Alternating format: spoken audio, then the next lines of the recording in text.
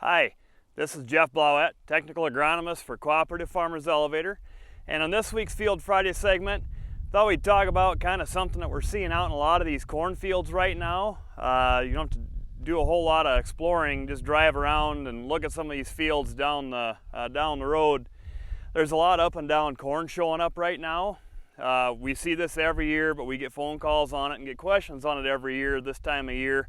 We're kind of going to that point where we're at that transition where we're done living off the seed with a lot of this corn. We're getting into that stage where we've got 4 or 5 collars on some of this corn, and that's about the time that it really starts to get busy, you might say. If you ever later on in the season slice a corn stalk, the first 4 nodes where the first 4 leaves initiate from are kind of all stacked on top of each other. The first node that separates is the 5th node, and then they really separate after that where that leaf attaches. So that's when we start seeing the initiation of that stalk elongation, kind of that V5 time frame. But at V4 you start to see that corn really start to shoot out of the whorl. I've got a picture here of a plant. You can kind of see it's really growing rapidly right now, and you can see how it's standing up. And it's almost vertical. It's almost like the leaf is coming out fast enough where it hasn't laid down. But that's an indication of rapid growth is just starting to happen. At this stage, when you get about 4 collars, where a lot of this corn is today, we've got the initiation of that nodal root system. So that first root system that's really going to feed the plant. We have that seed, that seminal root, that root that comes out from the seedling, that gets it started. But when this corn really starts to get a nice color and really starts to grow fast, we get that first nodal root system that kind of comes out and starts to explore soil. And we're seeing that today. We're in a field here. This isn't unique. You see quite a bit of this. But this happens to be a field that had anhydrous knifed on at an angle to the way the rows are planted. And if you look at these pictures, you can see the green stripes of corn that's a little bit bigger and a little bit darker green. That's the corn plants that just happen to line up right on top of that anhydrous knife trail. So that's telling you that that corn plant now is starting to take up a little bit of nitrogen, but the corn plants that aren't right on top of that nitrogen trail from the anhydrous haven't gotten into that yet. Those roots need to get a little bit bigger so they can explore and move over. In a dry spring, that gets to be a bigger deal because nitrogen moves with water. So last few years or other years when we have plenty of moisture, that nitrogen kind of equalizes throughout that row in the soil. So the roots on any plant probably has decent access to it. But of course we've been a little bit dry here this spring, so that hasn't been the case. This happens to be anhydrous. We see this all the time with manure as well.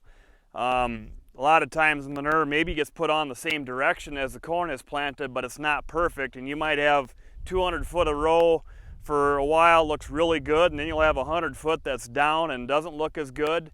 It's hard to pick out the pattern, but if you look at it, you can say, well, that manure trail from the manure applicator last fall wasn't perfectly straight all the time, whereas we're out there with RTK GPS planting perfectly straight corn rows. When they don't intersect, that corn hasn't quite gotten to that initial source of nitrogen. So oftentimes we'll put on 30-40 units of nitrogen in the spring with the herbicide if we're going over to kind of get us by that. So is it really important and necessary? In a dry year, maybe. We don't have the ability for that, that nitrogen to be plentifully available throughout the early development of that corn plant. And it'll eventually explore enough root system, enough area of the soil where it'll get into that, but it's going to take a little time. The unfortunate part with corn is, in a field like this with these stripes, once corn plants are ahead or behind, they never catch up. So when they're behind, you'll see that show up at tassel time too. You'll see that row of tassels that doesn't follow the direction of the rows, but it follows the direction of that, the green corn we see striped now. It's not a huge deal, but you're going to see that for a few days right when the tassels first start to pop out also. That'll be the next time it's very visual. But just thought we'd talk about that. We see quite a bit of this that, sometimes you look down a row that has no manure or no anhydrous, but there's up and down corn, and you look down the row when you're looking down the road, you'll see, patches where that corn's a little yellow. Oftentimes it's where there's a little bit more residue there. and it's just a little bit slower for that root to get developed. It'll grow out of it fine in a week. You probably won't, but a lot of that up and down corn is showing up now just mainly because our nodal root systems are just starting to take off. We've been waiting for this heat and sun, and now we've got it. So just kind of wanted to, explain this. We talk about it about every year, but it's always a good reminder as to what's really going on. It's an indication of things are really going to start to take off here. So I guess with that, that's this week's Field Friday segment, and we'll see you next week.